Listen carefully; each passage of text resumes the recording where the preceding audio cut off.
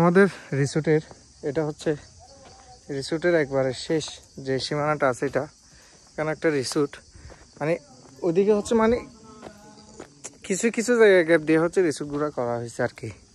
আর এটা একটু করে দেখেন,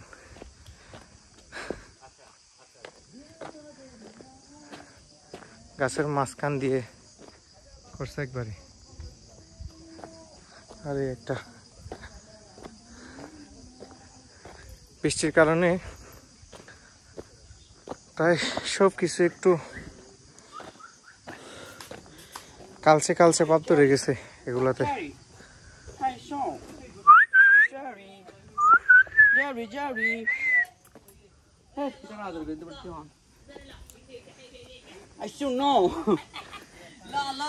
আর আমাদের যে মাছাং সেটা হচ্ছে